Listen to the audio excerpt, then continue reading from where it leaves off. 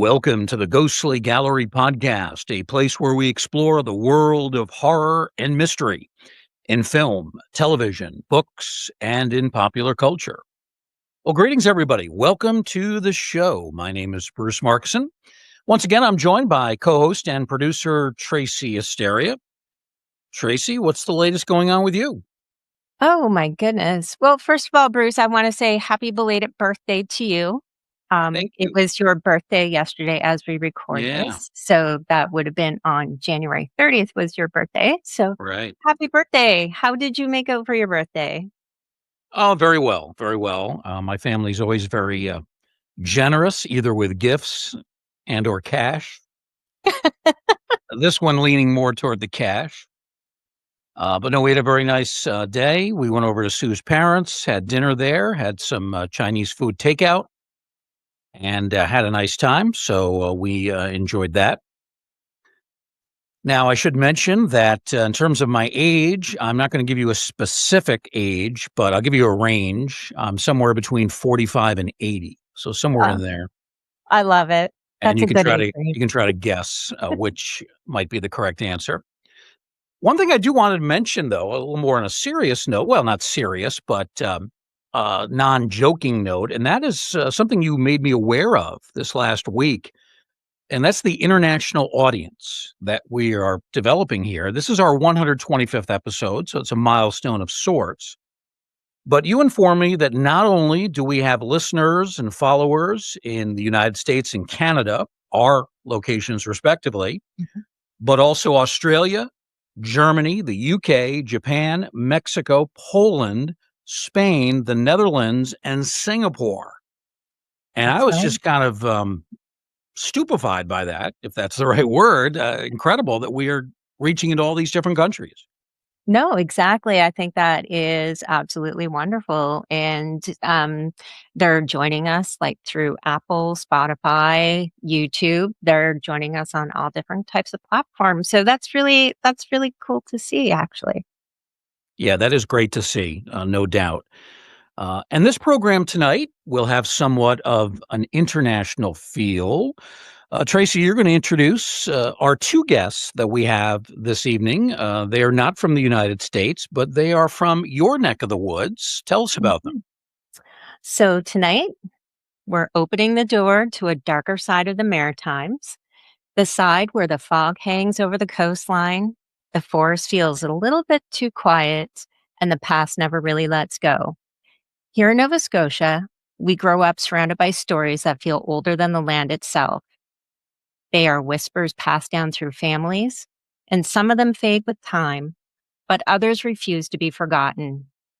Our guests tonight have chosen to follow those whispers. So this evening, we're going to be speaking with Evan Carr Kinnear and Chelsea Carr Kinnear. They're brother and sister, and they are creators of It Came from the Maritimes, a podcast devoted to folklore, mysteries, and paranormal history of Atlantic Canada, from cursed ships, shadow figures to witches, werewolves, and things that no one can explain. And they shine a light on the Maritime's darkest legends. They don't just tell these stories, they help to keep them alive. So, Evan and Chelsea, I'm going to bring you onto the screen and we're going to meet you. Hi, how are you guys doing Hello. tonight? Good. How are Welcome. you? Good, welcome. Very good. Thanks for So, being with us. yes, absolutely. It's actually a treat to be able to speak to somebody that is also from Nova Scotia. So, Chelsea, can you tell us how you guys came up with the idea for this podcast and maybe tell us a little bit about it? Absolutely. So, growing up, we were born and raised in Nova Scotia, and we spent our childhoods traveling around Atlantic Canada. And we loved learning all about the different stories from around here. And as I grew up, I personally was really drawn to the spooky stories. I loved all the ghost stories that we would hear. We were both involved in Boy Scouts, Girl Guides, so we heard a lot of campfire stories. And when I heard the especially scary ones, I wanted to share them with someone. And Evan and I were always good pals growing up, so I turned to him. And since I essentially traumatized him with scary stories our entire childhood, he had the idea just a few years ago for us to share these scary stories with the world and share a little slice of the Maritimes while we were at it. Oh my gosh. Oh, that's so cool. Evan, I guess, was there a particular moment when you guys decided, oh, yes, absolutely? Like, what was your thought when you said, yeah, we should create this podcast? Was there like a specific moment in time? I think it was actually at a Thanksgiving dinner that I brought it up, and it was just kind of I think that Chelsea had been talking about wanting to get into more creative things and storytelling, and it just kind of made sense. And then we kind of thought about things, and it's like, well, we might as well talk about the things that we're talking about anyways, which is weird ghost stories and monsters and local folklore. So it just made sense. Mhm. What was it that inspired you guys to focus specifically on the maritime folklore and supernatural history? Um, was there like something really specific that you really tuned into? So I think for a big part of the motivation was that there's quite a few local books that talk about folklore and ghost stories. Like, of course, there's Helen Creighton. She's an icon when it comes to local folklore, and Vernon Oigel, Steve Vernon, Clary Croft, a lot of big names like that. There's so many books, and there were radio shows, especially in years past. But we looked into it, and there were podcasts that would share specific stories like the Northumberland ghost ship or the Mary Celeste, like some of the more well-known stories, but there was nothing focusing specifically on Atlantic Canada. So we saw the opening and decided to make the most of it.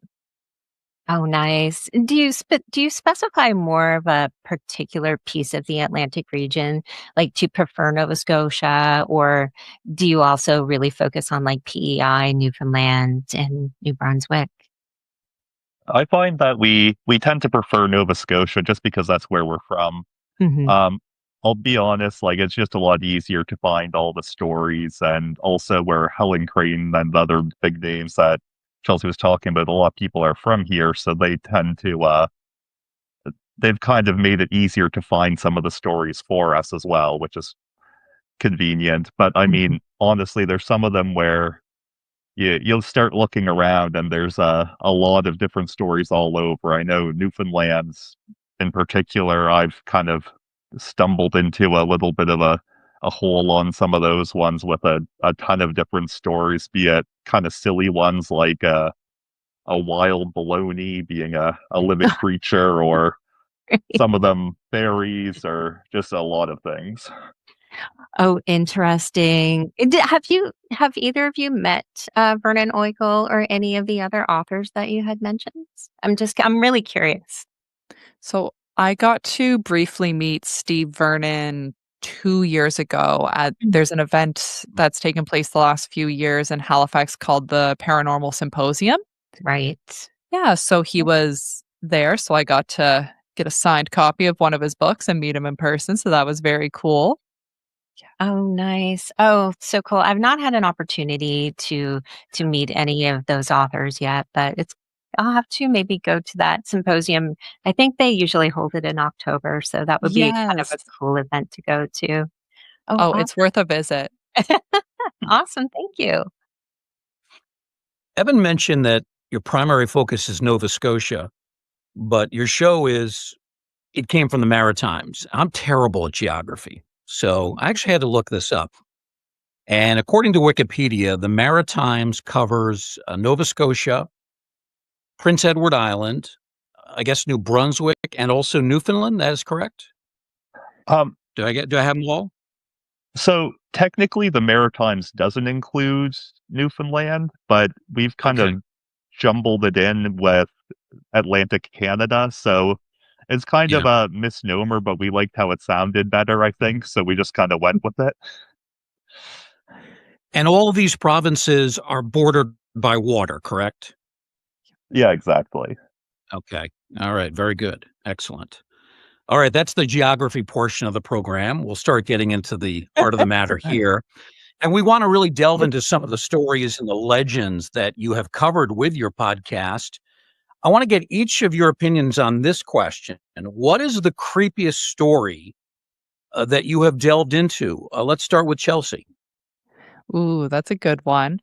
So, I think for me, one of the creepiest stories that I researched was the Old Hag of Newfoundland.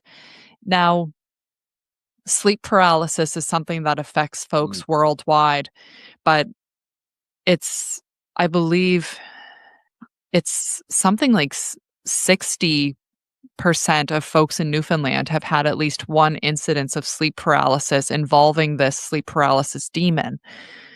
And sleep paralysis is something I had experienced as a child, but I just thought it was a very vivid nightmare. So then I had heard about this kind of folklore from Newfoundland, and I started researching it and realized how prevalent it was.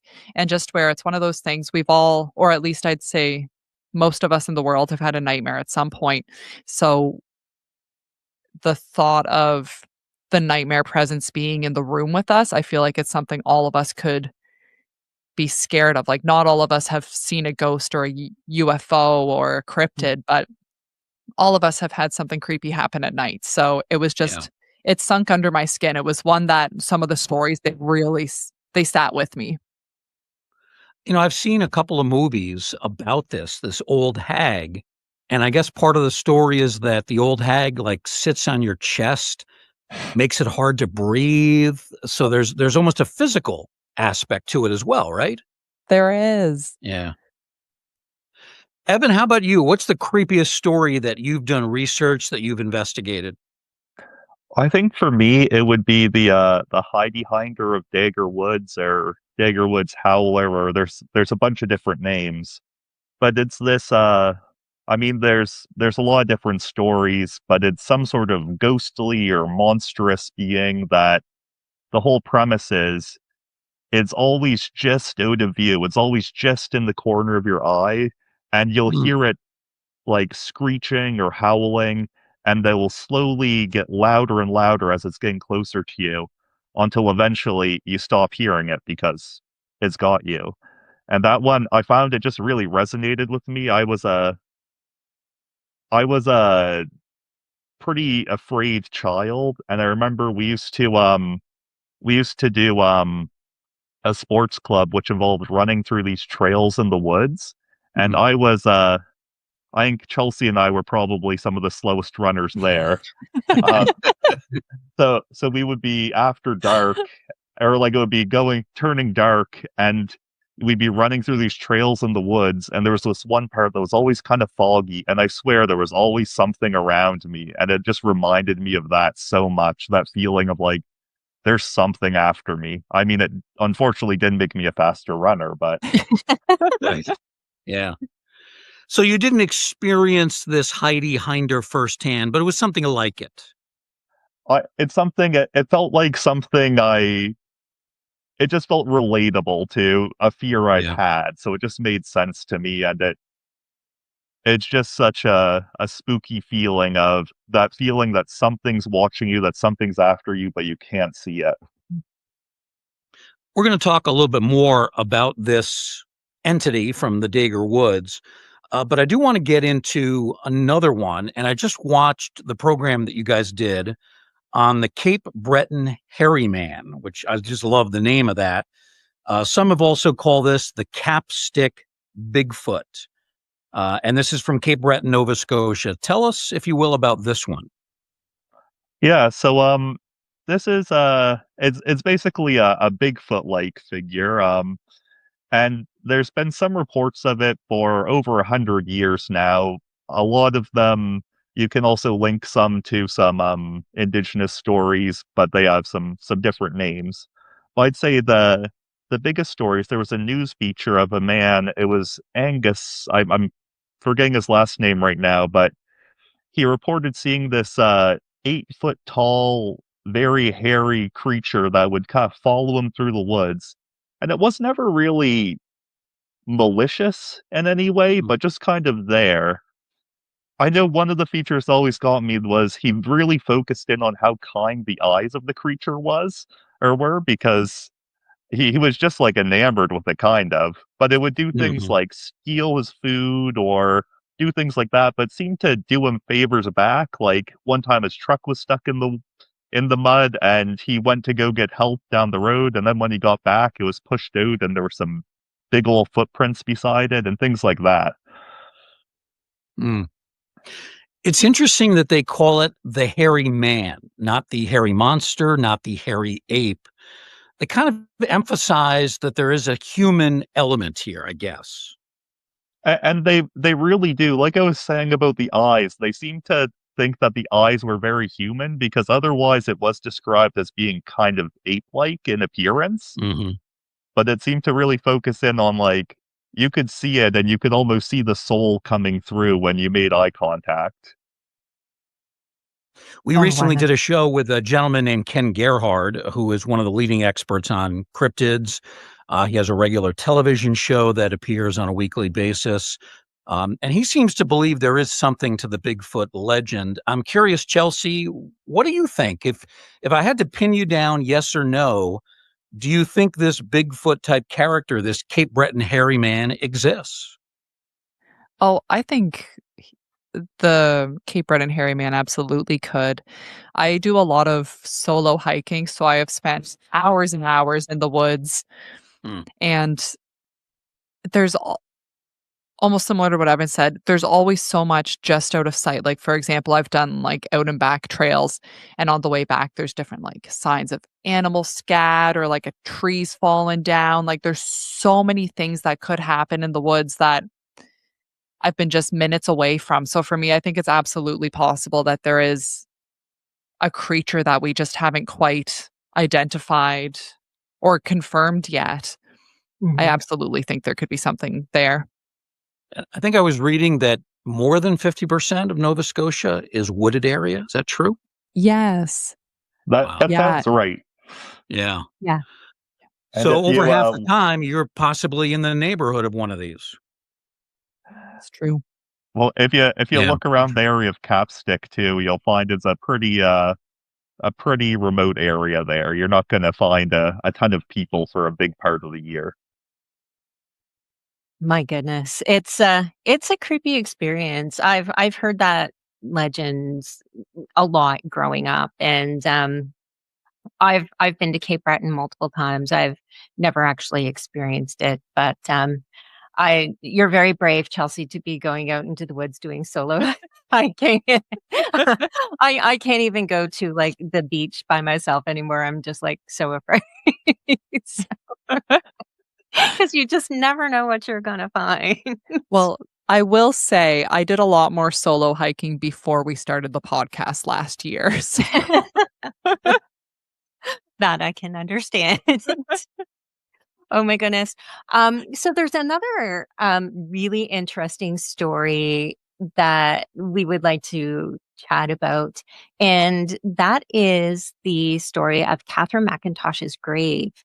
Um, yes, the little girl in Pictou County. I would love to hear more about that from you guys. absolutely. So Catherine McIntosh's grave is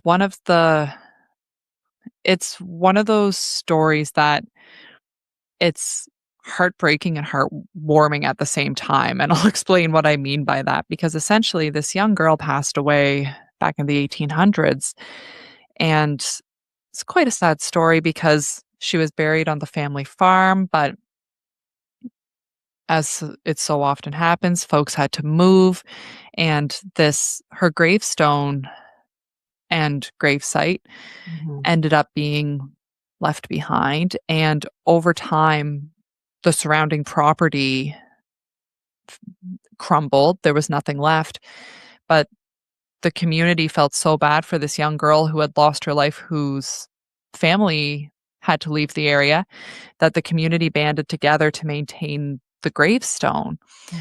So, over the years, it's created this lone gravestone in the middle of the woods has created a bit of an urban legend.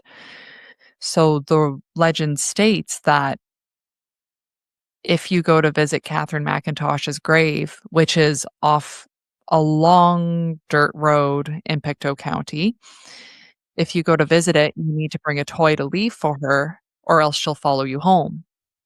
So 2 summers ago, I was going camping in Guysborough County, so I was gonna be driving past that area, so I was like, "This is a perfect opportunity to visit this site for myself." So I stopped by the dollar store to pick up a doll because I wasn't gonna go empty-handed after what I had heard, Right. and it really is it's quite a few kilometers of old dirt road, and it's one of the bumpy ones, it's not well maintained, there's a few homes at the beginning of it, but you need to go quite a ways after, Mhm. and the gravestone, it's just tucked into the edge of the woods, and it was one of those sites that it was blink and you miss it. So Yeah. I ended up needing to pull over and walk back just to track it down because it really is just tucked right in there. And there's dozens of toys left there. The gravestone has started to fall over, but the community's used straps to keep it upright until they can do a more permanent repair. But it's such a spooky experience because you're in this small wooded clearing. There not a I didn't see a single car the entire time. I spent probably about 20 or 30 minutes there. Not a single car passed by. So it really is quite isolated. And I understood while I was standing there why people have said that they see shadows out of the corner of their eye or they hear giggling because it's just you in the forest. There's the single gravestone. Now, some folks have said that if they didn't leave a toy, they've gotten back to their car and the car wouldn't start or the headlights wouldn't turn on, or there's been the handprints of a little girl left in the dust on their car. Because let me tell you, there's dust on that dirt road. So, Mm. yeah, so it's it's an interesting story for me because I find so many of the folk tales we tell, there's nothing concrete. Mhm. Whereas this was one of those stories that when I first heard it, I was like, "Oh, that sounds interesting." But then I realized it was actually a spot that you could visit and pay your respects. So it shows you just, I guess, that I guess it's a good reminder that there is some very real history behind the folklore in a lot of cases. Right. Oh, that's a good way to put it. That's so true. I've actually been fortunate enough to go out to Catherine's grave myself, and with a team of paranormal investigators, and Oh, it is very hard to find, but it's such a it is a really creepy place in all honesty. Like it's beautiful, like it's set in this beautiful little surrounding, but it's very scary. We were able to use some of our equipment at that time, and because it's so isolated, there's no power grids out there, so there should be no reason for, like, any interference with the EVP equipment or anything like that, but we were able to record, like, for whatever reason, like demonic voices. You would oh, you would expect to hear, like, Hmm. maybe a little child's laughter or giggling or just something a little more peaceful because it's a little girl's grave. yeah. But this was not this, and it was really kind of creepy. We actually have video recording, and I so tried to find it. I don't know whatever happened to it, but one of my teammates and I, we were just kind of like talking, and we both looked over our shoulder at the exact same time because we heard something or we saw something. We couldn't explain it.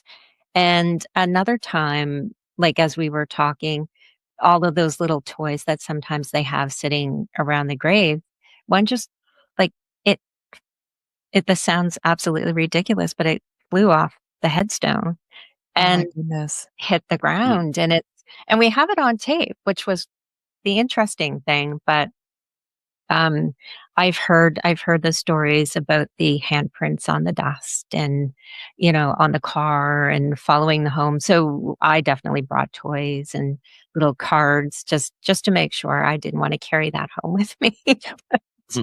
But it's a lovely, lovely place of remembrance. The community really does care for that grave. So they clean it up and they make sure that the toys are collected once they get to be like too many of them, and then they get donated, and more toys are always replaced at that site. So it's a beautiful thing. I would love to kind of know. There's so many different rumors about like what happened to this little girl and how she passed away, but I don't know if we'll ever know the true story. But it's so cool. Evan, have you had a chance to visit that place? No, I haven't, and I don't intend to. Oh, oh my goodness. Well, it is a lovely drive if you ever decide. Oh my gosh. I'm kind of curious too for both of you. Maybe Evan, we'll start with you. How do you choose which stories you would like to cover? And do you ever take listener suggestions, or do you just basically follow where the folklore takes you? I find it is a matter of usually we just kind of go through and find the things that interest us the most and go from there. We have had a couple of listener suggestions that we followed through where there's one I'm working on, but I find sometimes I'll be working on something and then I find a different story and I'm like, you know what, we're going for this. This seems interesting. This is what I want to talk about. I'm down the rabbit hole and I have like 30 tabs open on my computer and 5 books open. I'm ready to go. But yeah, it's mostly just kind of what's interesting to us, or at least for me anyways. Mm-hmm. Yeah, so quite similar. I do find if there's a story that someone has requested, I try to move that to the top of the list of ones that we'll research and cover. It's kind of funny because when we started an Atlantic Canada folklore podcast, a lot of people asked like, "Oh, well, how long can you really do that? Like, how many stories are there?" And we used to just do episodes every 2 weeks, but we increased to every week because we were like, we're going to be doing this like for 2 lifetimes if we don't start cranking out some more stories. But I find one thing that I've started doing is if there's an anniversary of an event coming up, I've started trying to time certain stories with that. So, for example, back in early December, our episode was releasing, because we release every Wednesday, our episode was going to be releasing close to the anniversary of the Halifax explosion. So that was a topic I had been interested in exploring for some time. So I decided, okay, well, that's a good time of year to release it because a lot of people are interested in learning more about it. It's in the news. So let's offer kind of our perspective. Oh, very cool. Very cool. Have you been to the some of the sites down like the graveyard and all that? Like, what did you think about the graveyard that I guess has a lot of the Titanic and Halifax explosion sites? It's very moving being there. I find especially the like Titanic section, they've done such a lovely job of like just creating such a lovely like memorializing the gravestones where there were so many that folks that weren't identified that they still recognized every body that they found. Right. And I did find it I ended up going. It was a Saturday morning in September of this past year. I went to that graveyard, the Fairview Lawn Cemetery. Mhm. And there were so many folks there just paying their respects and just taking it all in. And what I found interesting is I was, of course, aware of this graveyard, but I didn't realize how significant it was to folks outside of Nova Scotia, because the reason I went is because we had friends visiting from Georgia, and that was like a must-see spot for them because they were fascinated in the history of the Titanic disaster and what had happened. And while we were there, we ended up chatting about what had happened with the Halifax explosion. And because of that, we went to the Maritime Museum of the Atlantic because they wanted to learn some more. So it's a very moving spot, and I feel like Halifax has done a lovely job of kind of maintaining it. Mhm. Oh, wonderful. We recently did a program on some of the most important werewolf subgenre films. So we went into Nice. Lon Chaney and the original Wolfman, The Howling, An American Werewolf in London, Silver Bullet, all sorts of favorites. I think it's a very interesting genre within horror. So you guys, you have your own werewolf called the Lunenburg Werewolf, and this is for either or both of you to talk about it. Tell us about this Lunenburg creature. Yeah, so this story dates back to the 1700s there, and it's in Lunenburg, but mostly it was mostly a German settlement at that time, or largely German, and there was an Acadian woman who married this man named Hans Gerhardt, and he was known for being kind of a quick to anger man, and in particular, all the stories seemed to focus on the fact that he had this bright smile with these sharp teeth. And I will warn you, this is where the story gets a bit dark. Over time, this Acadian woman, she has a baby with the man, but she starts paying more attention to the baby. And then after some time, he's found in a feral state. He's murdered his own child, and it goes into details, but I'm not gonna. You can find the story if you want to find that. And it's interesting one because it seems like it's less of a full transformation and more of a taking on wolf-like qualities. So it's not like he grows hair or turns into a wolf necessarily, but it's almost like he goes into a different state. Um, but yeah, it seemed to match up with also the type of things that you would find in there was werewolf trials in Europe around the time, and it seemed to match a lot of those stories. So Hmm. yeah, it kind of made sense, I guess. But yeah, and then he was caught and brought in around the same time. He was also stories of livestock going missing, and it seems like he was the one who was doing that, and he ended up being caught. But yeah, it's kind of a strange, gory story. So this is a story from the 1700s, but do people think that this werewolf still exists? So in the oh, sorry, Chelsea, go ahead. Oh, no. Just there is an ongoing legend that because he was buried in an unmarked grave in what's now Hillcrest Cemetery, folks say if you're there on the night of the full moon, you just might hear howling. Hmm. Yeah. But at the time, after he was caught, he ended up committing suicide in prison. So he's not thought to be alive anymore. It was a story at the time. So you can probably go around Lunenburg safely for now, as long as you're not at that graveyard on the full Yeah. moon. Is that a small town or a city? It's It's a small. fairly small town. Yeah. Okay. Then there's another one, and I love vampire films and the vampire genre too. You have a vampire. I say you, I mean, your area supposedly has a vampire, the Vampire of Ingonish. Chelsea, can you tell us about this one? Absolutely. So this was actually one of our first like listener recommended stories, and what was extra cool is the person who recommended it is the person that encountered the vampire back in 1996.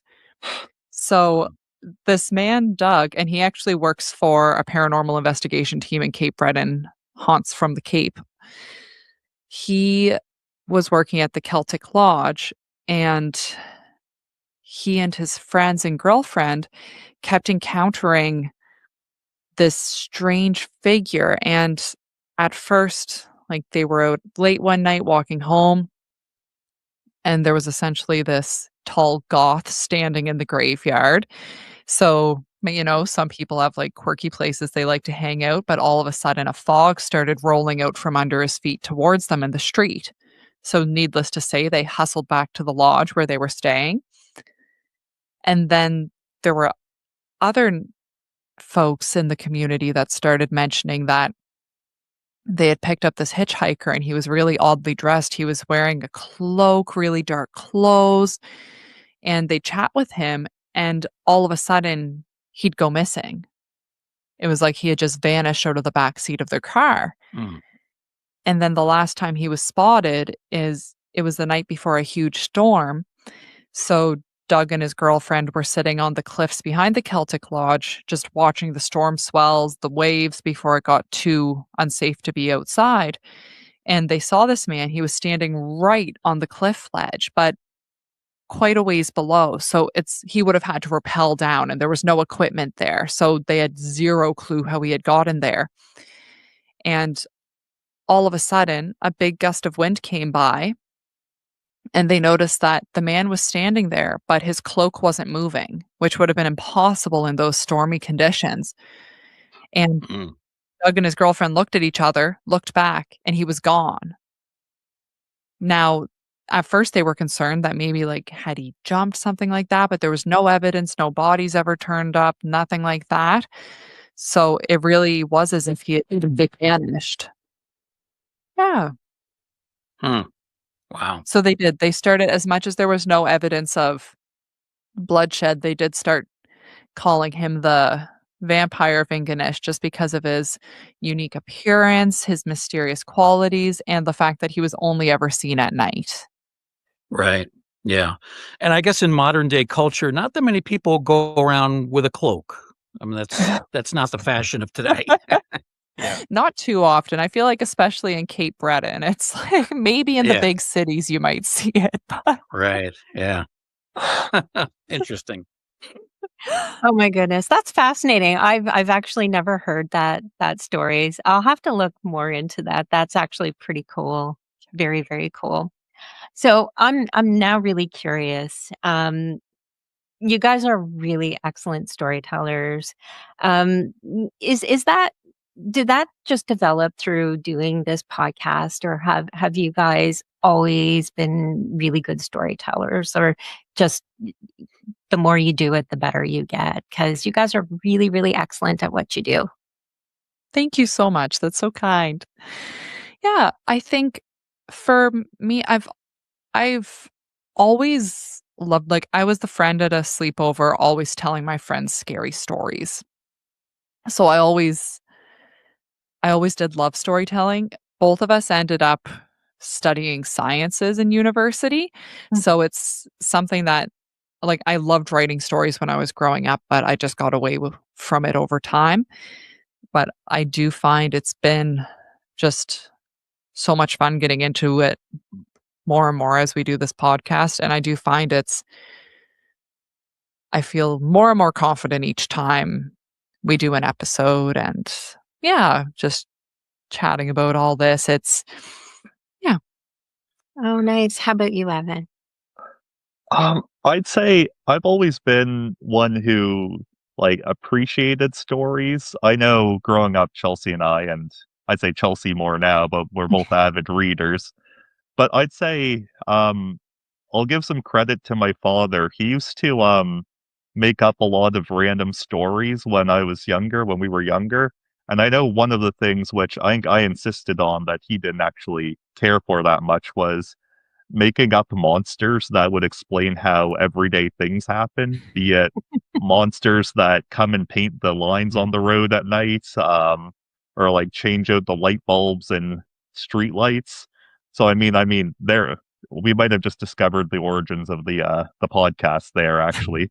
But I think from that I like the little stories. I like coming up with things on my own, and then folklore, obviously, it has an aspect of you get to watch the story grow and get to kind of find all the parts that you like. And I know I'm coming in with 4 different versions of the Lunenburg Werewolf and getting to pick and choose the parts I like to tell, which is part of the appeal. But we try to give it all when we can.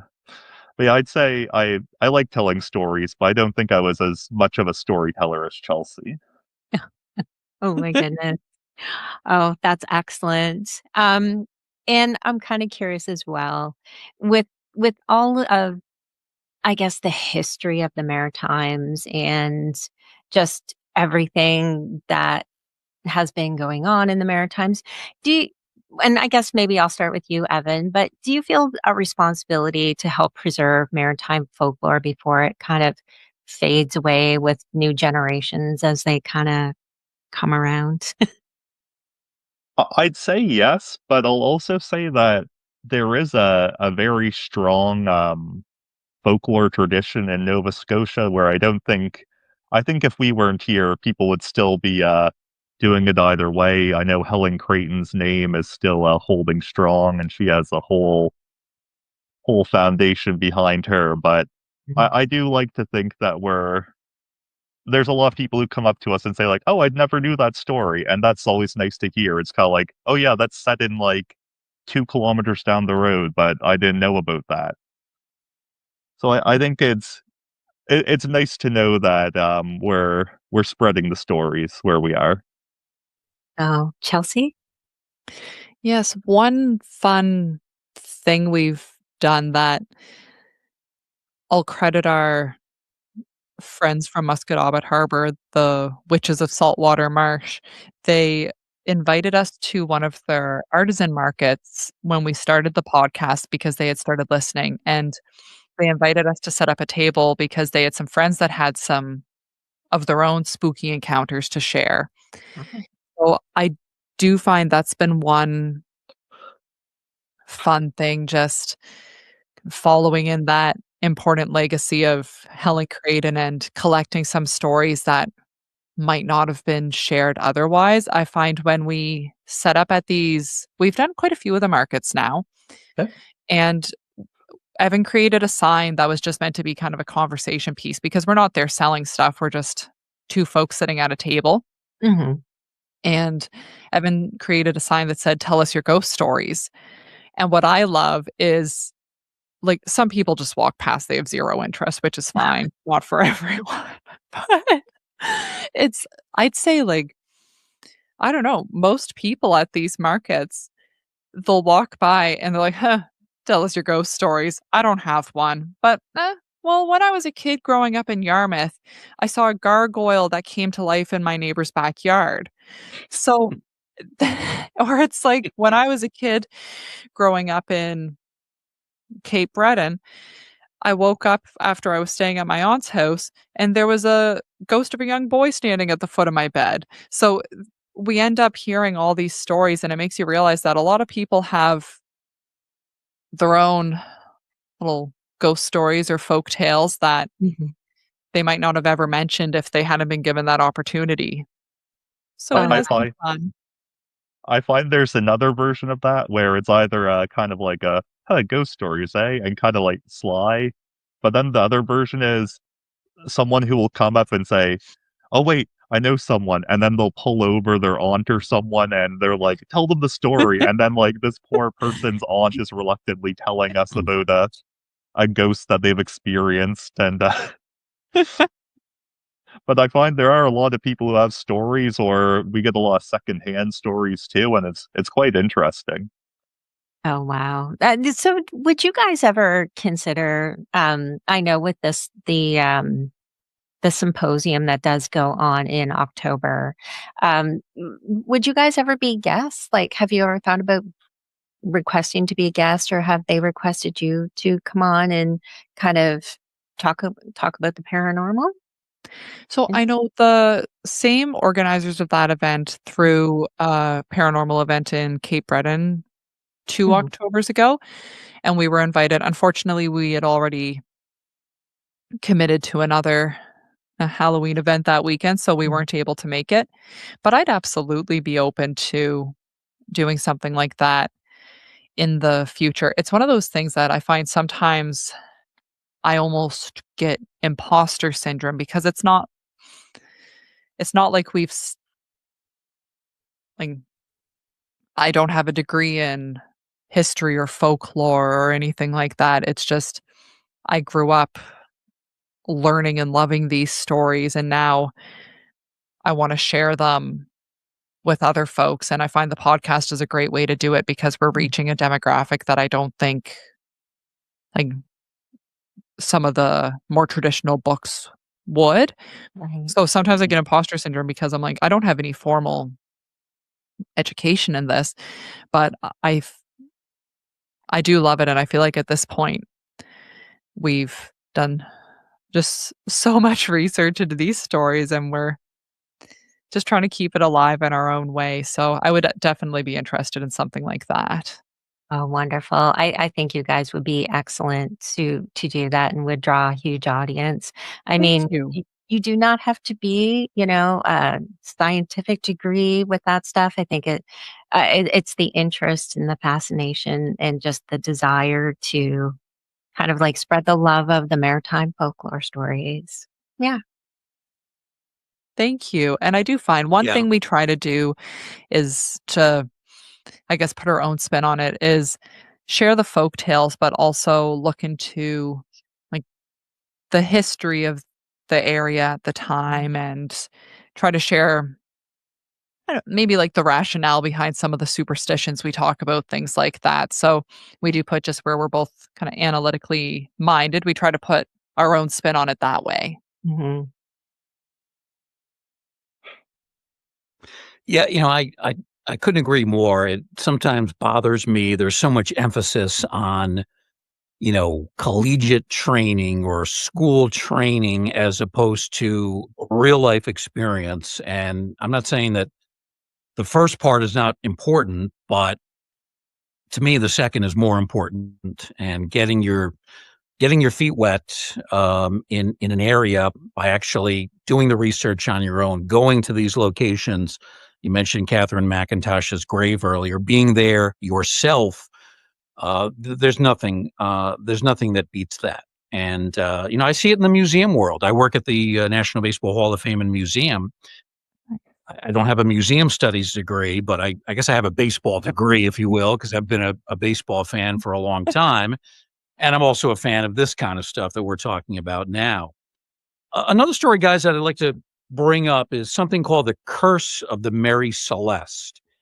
And I know that this has been featured in some films. I have a vague recollection that Bela Lugosi did a film about the Yep. Mary Celeste back in the, was it late 40s, early 50s? And I think there was a more recent movie.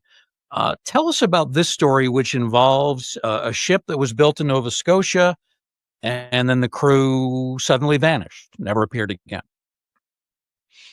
Yeah, it was built in, geez, I'm forgetting the exact area, but, around Parsboro, I believe, and it kinda went all over the world, but we're kinda taking credit for it, I guess, is what's happening.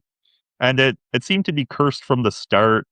The first captain that was just meant to take it down the shore to pick up a small cargo ended up getting sick and passing away before he could even make it down the coast of Nova Scotia.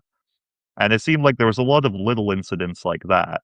But then the big one that everyone tends to know is when they were going from, I believe, New York to Italy, they had industrial alcohol aboard, and they were meant to arrive at a certain time. No one heard from them, and then another boat, which happened to also be from Nova Scotia, found the ship abandoned with everything else seemingly fairly normal. Like the logbook was gone, but otherwise everything else was for the most part there.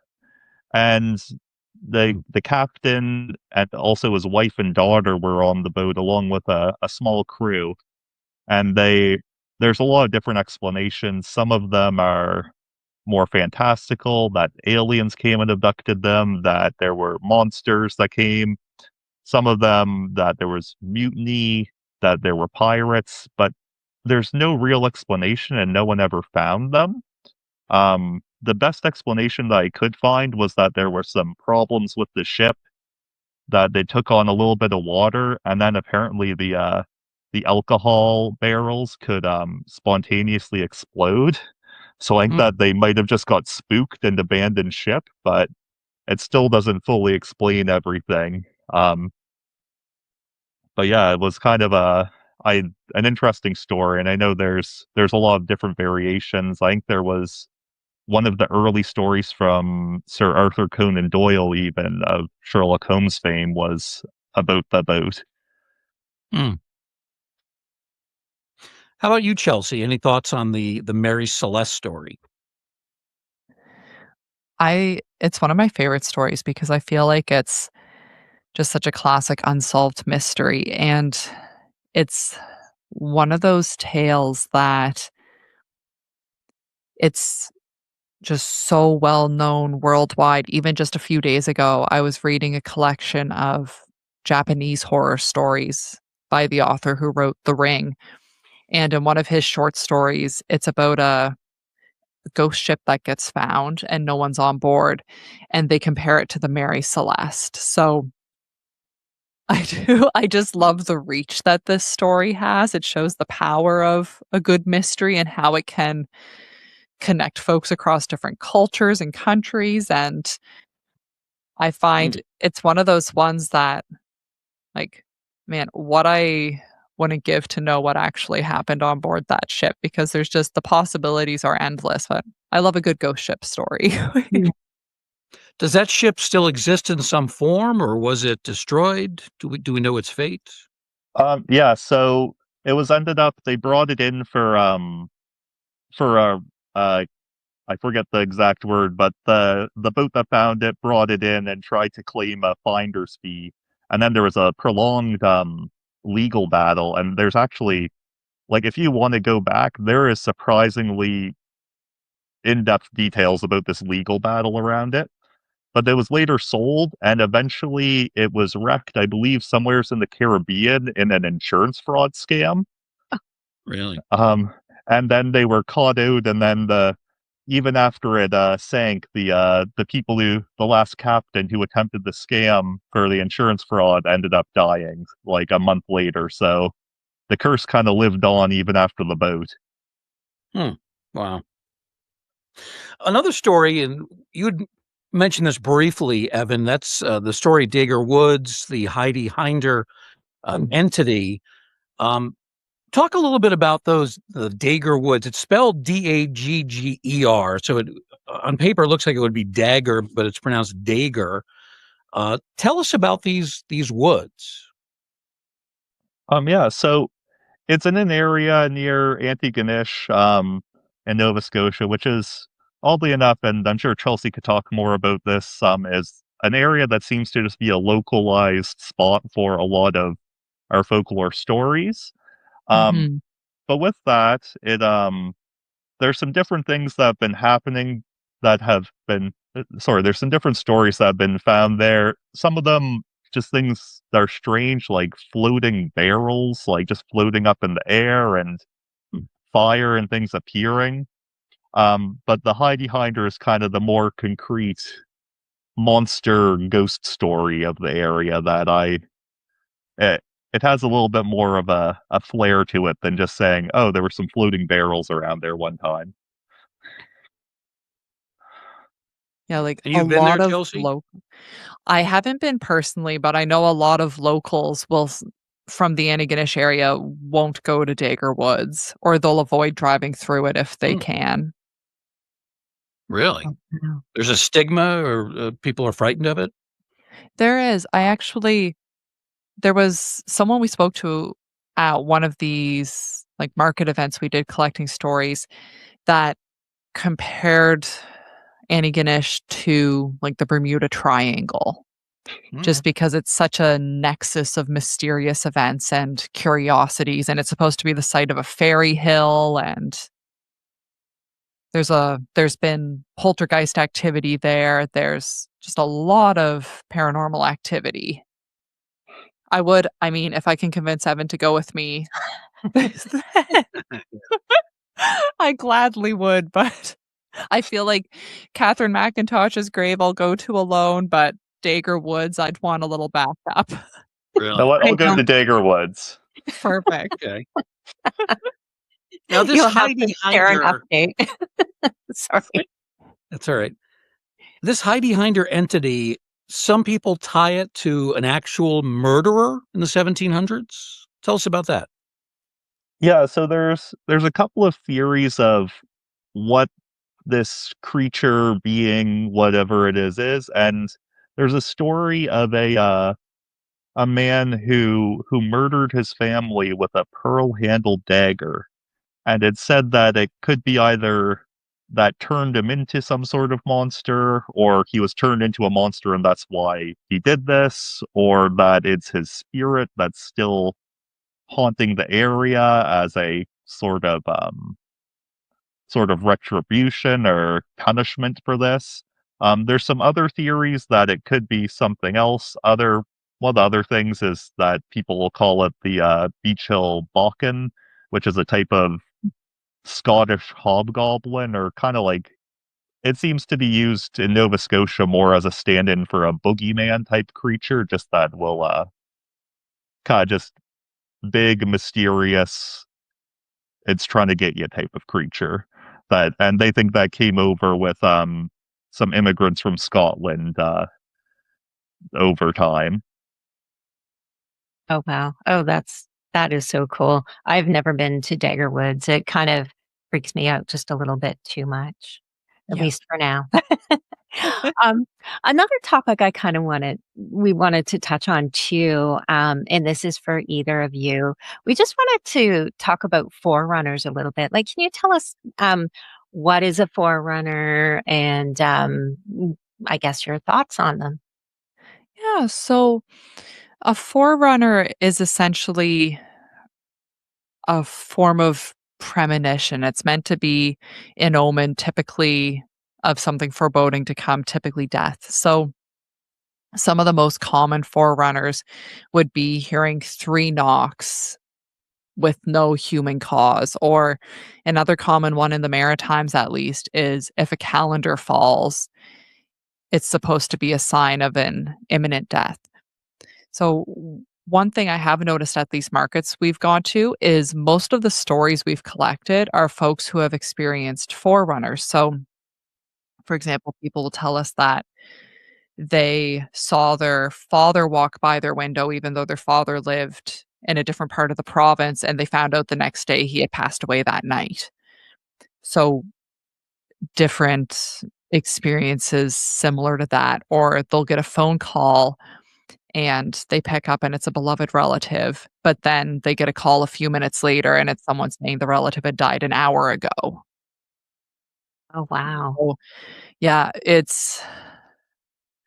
I do find it seems to be one of the more common supernatural experiences that folks have.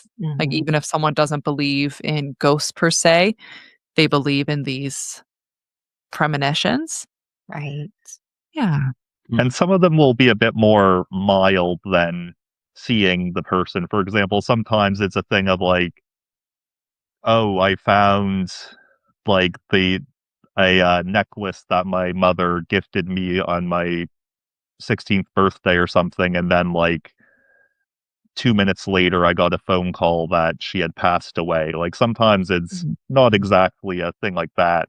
And some of them will be more an indication of your own death, but a lot of them seem to be more an indication of the death of a loved one.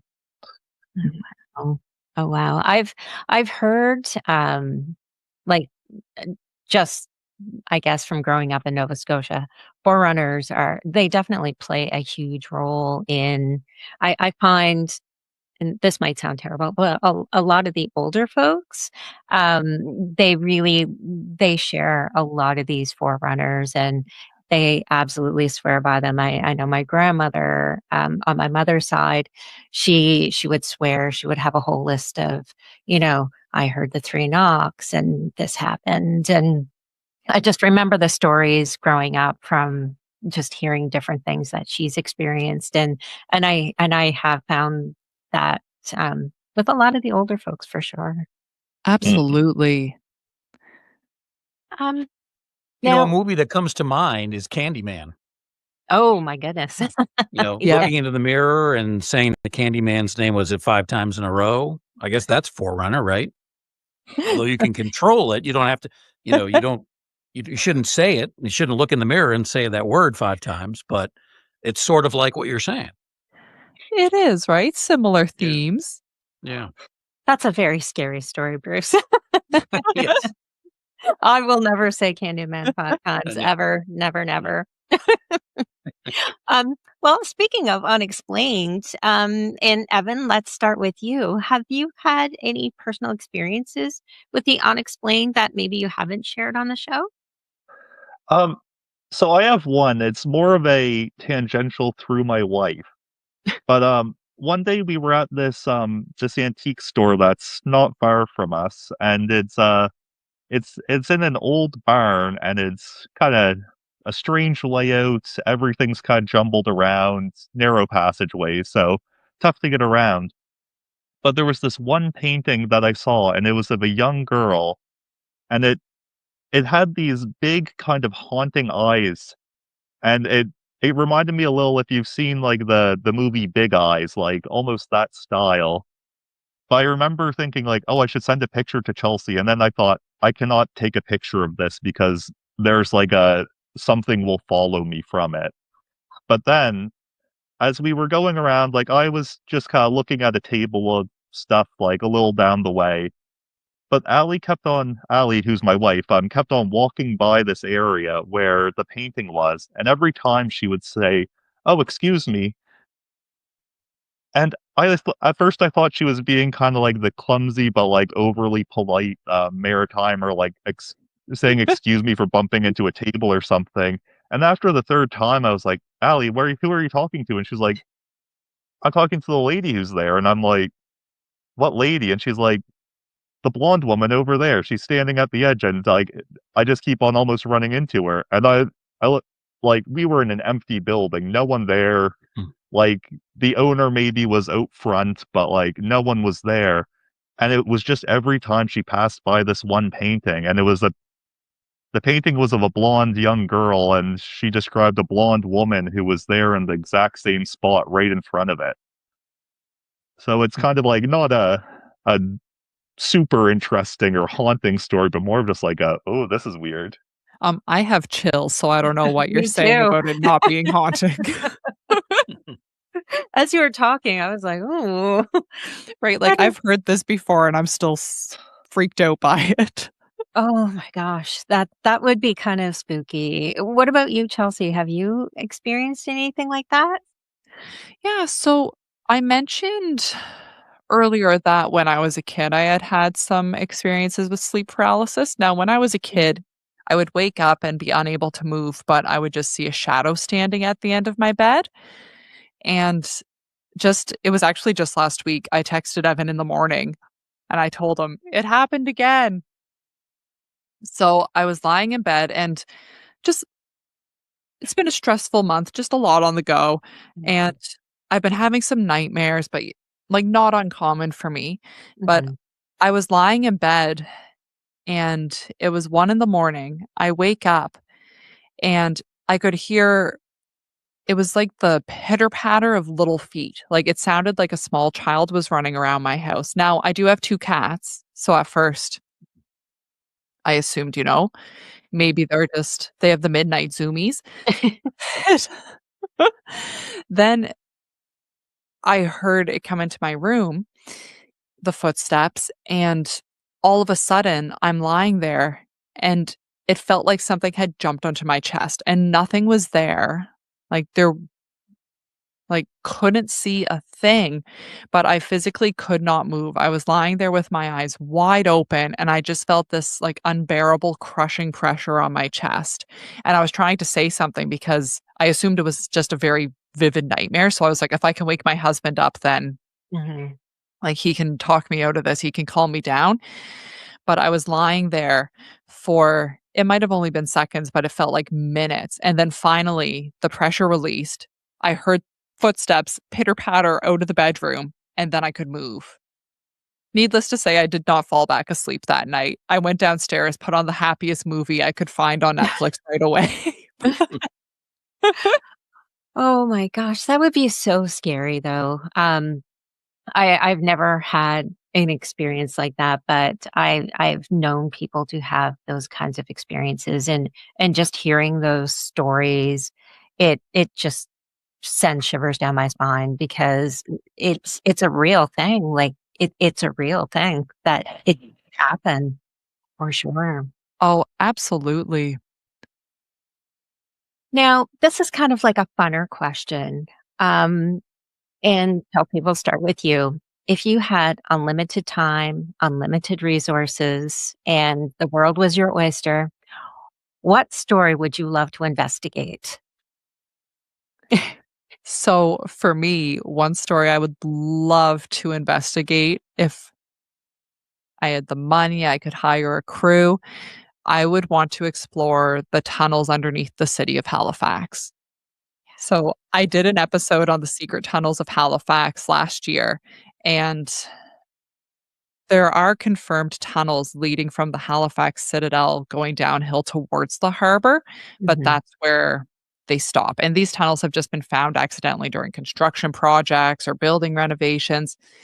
And one thing I find fascinating is there have been rumors for years that I don't necessarily believe in, but I would want to confirm with my crew I hire that there's a tunnel that extends all the way from the Citadel under the Halifax harbor to George's Island, where there was a military base set up to protect the harbor during the World Wars and even before then. So I feel like we'd probably know by now if there was a tunnel under Halifax harbor, but that would be the one thing that if money was no object, I would love to confirm for myself. Oh my gosh, that is so cool. I've heard that. I would love to know if that's true. I would Right? love to know. What about you, Evan? Um, sorry. I think there's some people already kind of living this dream, but I would say Oak Island. Oh, There's yeah. just so many things there. I mean, obviously the treasure, all of that, but then also there's like a dozens of ghost stories there. There's so many different things going on, and like I said, I think the TV show that's I think still coming out is over 10 seasons. So there's people already living that dream, and I don't think they'll sell it to me, and I don't think I could afford it either way. But there's just so much going on. Oh, wow. Have you ever been to Oak Island? No, I haven't. I think they're supposed to be opening it back up to tours and things, but it's been closed off recently, so it's Mhm. not even been an option. Well, without trespassing, it hasn't been an option. Right. Tours as of May this year. It's on the bucket list. There we Oh, go. awesome. Awesome. Well, thank you so much for sharing that. Well, final question for both Evan and Chelsea. What's next for the two of you? Do you have any immediate travel plans to visit an unusual or bizarre location to focus on an upcoming episode? What's coming up in 2026? Yes, so I think one area that we've discussed visiting just to explore some of the museums or the spookier destinations is Cape Breton. We've both been separately, but Mhm. it's been more of a bird watching trip for Evan and just a probably brewery tour for me.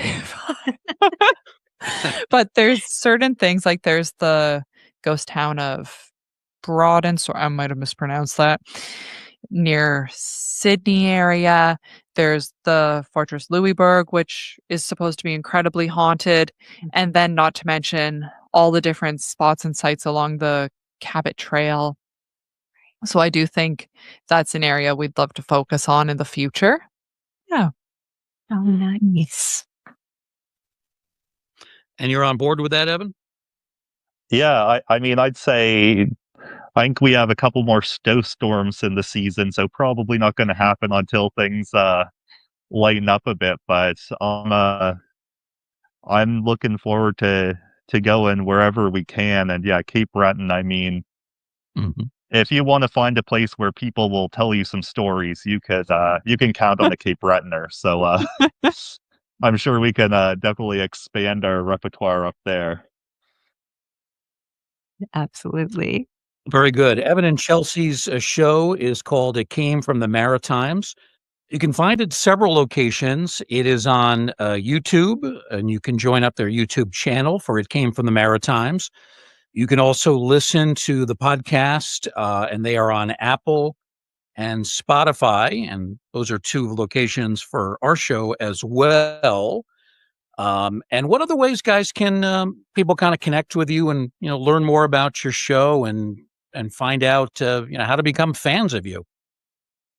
Yes, so we're quite active on Instagram. We are two folks who were not super active on social media who had to learn how to make reels. So come and support us, make us know that it's worthwhile. So on Instagram, you can find us at It Came from the Maritimes. And we are also in the process of figuring out TikTok, so you can track us down there. And yeah, those are the main spots. We also have a Facebook page, so we have a Blue Sky. We are not super active on that, but if that's your preferred social media Mhm. app, you can track us down there as well. Very good. Very good. Again, their podcast, It Came from the Maritimes. You can see it on YouTube, listen to it on Apple and Spotify. We want to thank our guests, Evan Carr Kinnear and Chelsea Carr Kinnear, hosts of It Came from the Maritimes. Thanks to both of you. This has been very enjoyable. Tracy's the one who recommended having you on. And as usual, Tracy's recommendation is superb. So this was a lot of fun. I enjoyed it. Thanks, guys. Thank Thank you. you so much. We've had a blast. Very good. Thanks, Evan. Thanks, Chelsea. Thanks, of course, to Tracy Asteria. We thank all of you for listening and watching. I want to remind everybody that you can listen to our program, Ghostly Gallery, on Podbean. You can also watch it on YouTube channel. And if you do watch it on our YouTube channel, make sure you subscribe and like it. And if you do like the program, we hope you do, please share it with friends and family. Our thanks to all of you for joining us in this Museum of the Macabre. And we do hope you'll come around next time and join us right here in the Ghostly Gallery.